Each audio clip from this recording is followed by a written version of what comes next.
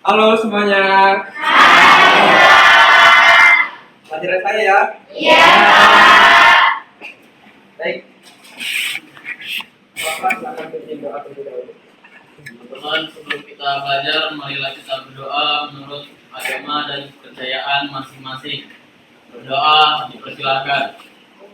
Berdoa selesai. Beri salam. Assalamualaikum warahmatullahi wabarakatuh. Waalaikumsalam warahmatullahi wabarakatuh. Bagaimana kabarnya hari ini? Baik. Sehat ya? Sehat. Oke, kita absen terlebih dahulu ya. Abdul Razak, Hadir Pak. Aisyah, Adam, buat satu orang yang nggak masuk ya. Iya. Sakit ya. Ya. Semoga yang sakit segera diberikan kesembuhan. Amin. Oke, semangat untuk belajar hari ini. Semangat. Oke, sebelum kita belajar, biar lebih semangat lagi kita melakukan SBQ ya. Silakan untuk berdiri terlebih dahulu. Sudah siap semua? Semangat ya.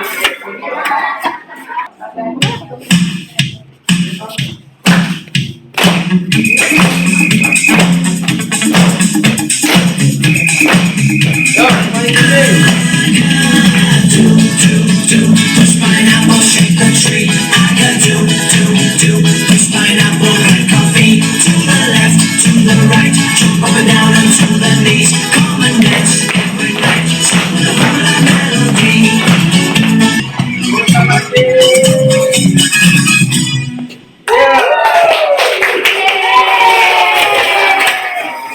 Baik, selanjutnya kita masuk ke materi.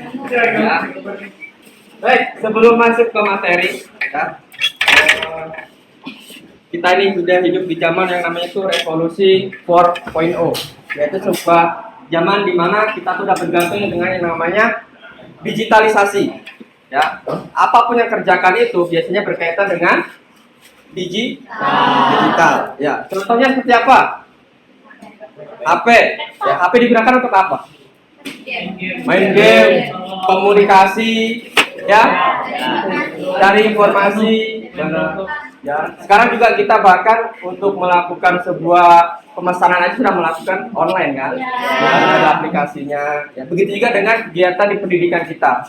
Pada saat kita belajar, ya, itu juga kita mulai bergantung dengan yang namanya digital. Berkaitan dengan materi kita, yaitu tentang literasi digital, yang mana pemanfaatan media digital untuk produksi dan diseminasi konten, partisipasi dan kolaborasi. Ya, jadi kita akan belajar tentang pemanfaatan medianya, kemudian secara produksinya, diseminasi kontennya, partisipasi sampai tahap kolaborasi. Ya. Oke, tujuan pembelajaran pada hari ini, ya, yaitu kalian nanti diharapkan dapat menjelaskan pengertian dan jenis-jenis media digital, ya, kemudian memproduksi konten digital yang kreatif dan informatif. Ya. Selanjutnya, memilih dan menggunakan media digital yang tepat untuk diseminasi konten. Ya. Yang keempat, berpartisipasi dan berkolaborasi secara efektif di dunia maya. Ya. Yang terakhir, nanti diharapkan kalian menerapkan etika dan tanggung jawab, ya, di dalam penggunaan media. Sebelum itu, menurut kalian ada yang tahu nggak sih tentang media digital itu apa? Media deh, ada yang tahu media nggak? Hah? Gambar, ya, apa lagi? Ada yang tahu lagi? Audio, ya, boleh. Apa lagi? Tempat? Yang mohon komunikasi, ya, bisa juga, ya, Informasi. ya, boleh, ya. Kalau digital? Kalau digital ada yang tahu? Yang tadi media, sekarang digital. Ya, yang bersifatnya teknologi, lebih digitalisasi. Oke, boleh, ya. Oke. Media digital adalah media yang menggunakan teknologi digital, ya, untuk membuat, menyimpan, mengelola dan menyebarkan informasi dalam berbagai format seperti misalkan ya ada teks, ya gambar, audio, ya video dan multimedia interaktif. Itu tentang media digital. Nah, karakteristiknya untuk media digital, yang pertama ada yang namanya itu interaktivitas, yang dimana pengguna dapat berinteraksi secara langsung dengan konten seperti misalkan klik, komentar, like segala macam. Jadi dia berinteraksi secara langsung, ya. Yang kedua, penggunaan media digital. Nah, yang pertama, kita dalam manfaatnya dulu kita bahas. Yang pertama, mempermudah komunikasi dan kolaborasi secara jarak jauh. Ya, pasti kalian di sini juga udah pernah mengalami kan, ada yang keluarganya dari jauh, ada yang mungkin saudara dari jauh, kalian bisa berkolaborasi, bisa komunikasi secara jarak jauh, ya kan? Nah, kemudian mempercepat penyebaran informasi. Ya, kalau kalian dapat informasi apapun itu cepat dapatnya. Apalagi kalau di grup keluarga kan, tinggal share terus kan langsung dapat. Yang ketiga, meningkatkan kreativitas dan inovasi. Ya, jadi itu meningkatkan kreativitas kalian karena memang ini sifatnya luas, ya. Kemudian digitalisasi, jadi kalian itu bisa melakukan peningkatan kreativitas sebanyak mungkin. Dan yang keempat, memfasilitasi pembelajaran dan edukasi. Ya, contohnya nanti kita akan coba bagaimana media digital ini kita gunakan untuk memfasilitasi pembelajaran kita.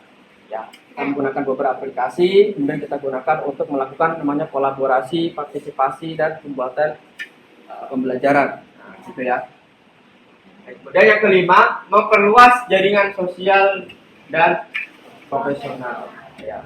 Jadi tadi udah saya singgung sedikit, kalian tuh bisa melakukan komunikasi, kolaborasi, ya, kemudian melakukan jaringan sosial di banyak tempat.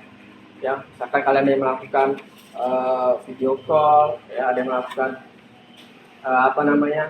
Zoom, ya, bisa juga ada juga yang melakukan emoji video, ya. Nah, itu laki-laki tuh biasanya.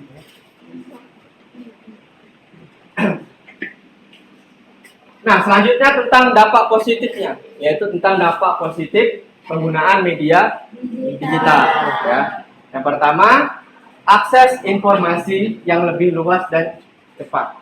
Ya, karena memang ini sifatnya dia digital, jadi lagi-lagi bahwa akses informasinya itu yang paling utama, yaitu luas dan lebih cepat. Ya. Kita kirim hari ini, kita send hari ini, kita bisa langsung dapat informasinya. Selanjutnya, yang kedua, partisipasi aktif masyarakat dalam berbagai bidang. Ya, apapun bidangnya itu biasanya akan berpartisipasi dalam sebuah media digital. Mau ketua RT, mau apa lagi, rakyatnya, mau kalian OSIS, mau kalian kegiatan-kegiatan di sekolah, pembelajaran, pasti berkaitan dengan yang namanya penggunaan media digital. Ya, karena memang sifatnya dia sangat berpengaruh sekali, sangat berpartisipasi aktif. Ya. Dan yang ketiga, peluang bisnis dan pemasaran secara digital. Jadi lebih cepat. Misalkan ada yang jualan gitu kan. Jualan pasti kalian ada juga yang bikin kayak tentang akun untuk penjualannya kan, supaya lebih menangkap untuk pemasarannya, lebih jangkau orang-orang supaya lebih tahu lagi. Kalau yang biasanya yang tahu di daerah-daerah situ aja, ketika kita membuat sebuah akun, kemudian kita share, itu orang lain juga lebih tahu, gitu ya.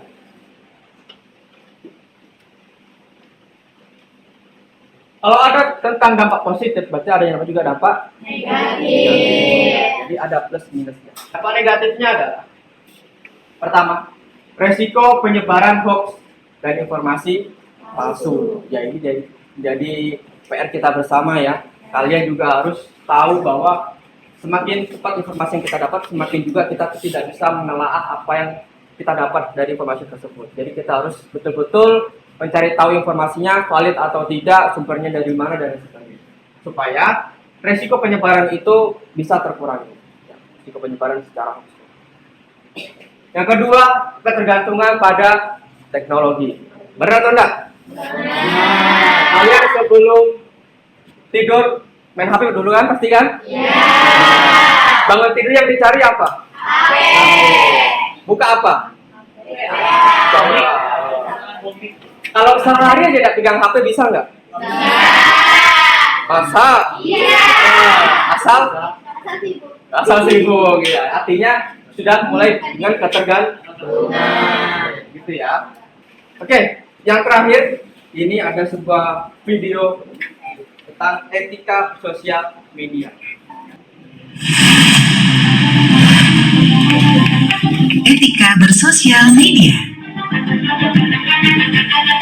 Indonesia adalah salah satu negara dengan jumlah pengguna sosial media terbanyak di dunia. Dan remaja usia sekolah termasuk di dalamnya. Rata-rata mereka menghabiskan waktu lebih dari 3 jam untuk mengakses sosial media dalam sehari. Batas pemakaian tersebut melebihi dari batas maksimal yang disarankan, yaitu 2 jam.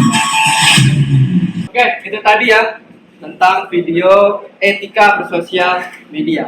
Ya, selanjutnya akan saya bagikan lembar kerja peserta didik atau LKPD. Nanti silakan dikerjakan sesuai dengan instruksi yang ada di LKPD. Ya.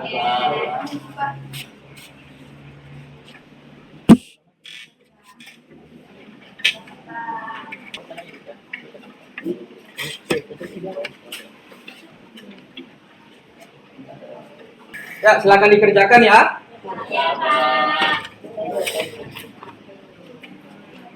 Untuk pengerjaannya silakan menggunakan handphone masing-masing. Boleh silakan. Lakukan kolaborasi dan partisipasinya. Lakukan produksinya dan sebagainya.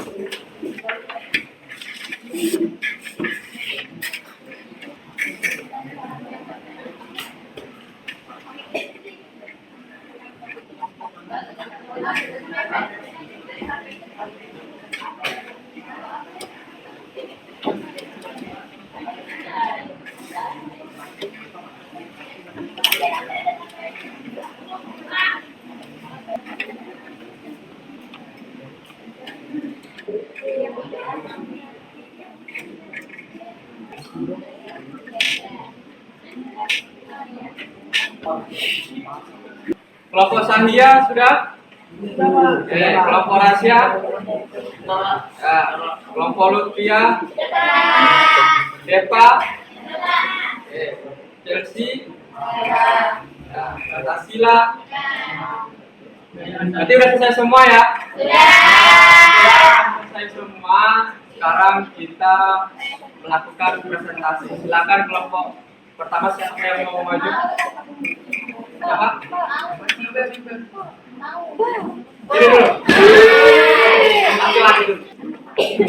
Baik, assalamualaikum warahmatullahi wabarakatuh. Waalaikumsalam warahmatullahi wabarakatuh. Sebelumnya di sini kita ingin mempresentasikan lembar kerja peserta didik.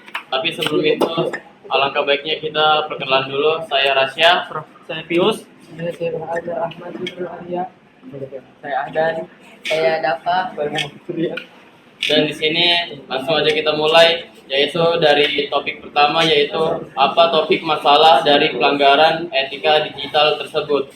Yang pasti pertama ada privasi dan keamanan data, yang kedua cyberbullying dan ujaran kebencian, yang ketiga penyebaran hoax dan informasi palsu.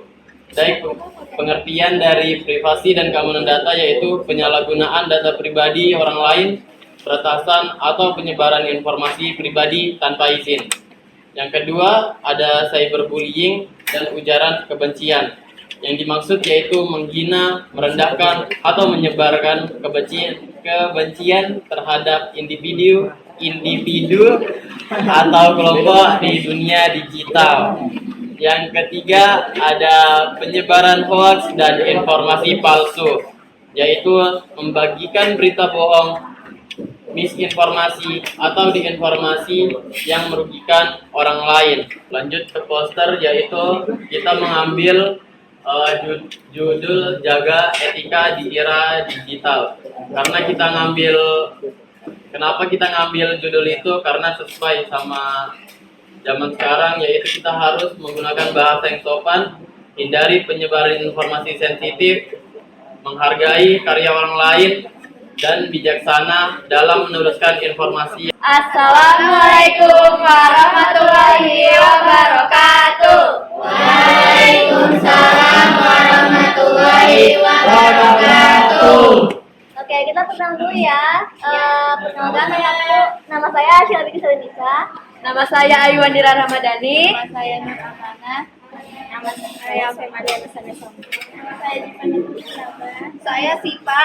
Oke, jadi di sini kita mau membahas tentang masalah yang kita temukan di platform TikTok.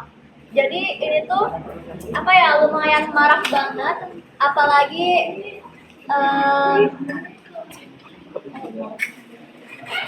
gitu lah. Jadinya di TikTok video apapun itu pasti akan ada orang-orang yang dia bakal komen kayak Palembang sama dengan hama atau negeri banget sih gitu, atau mungkin kayak Jawa sama dengan sampah gitu. Nah itu tuh menjelekkan suatu etnis atau ras ataupun yang lainnya. Itu tuh tindakan yang nggak bermoral.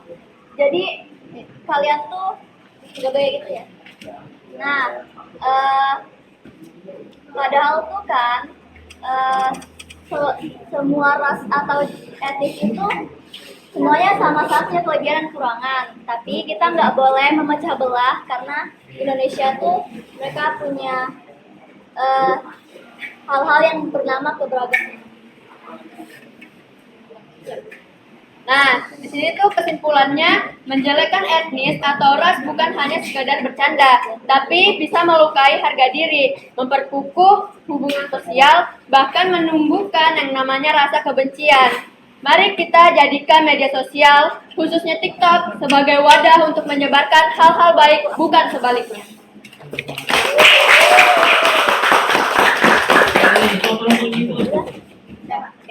Baik, terima kasih. Assalamualaikum warahmatullahi wabarakatuh. Waalaikumsalam warahmatullahi wabarakatuh. Luar biasa. Selanjutnya diskusi kelompok. Ada yang ditanyakan? Silakan. Ya, silakan. Apa yang dimaksud dengan produksi konten?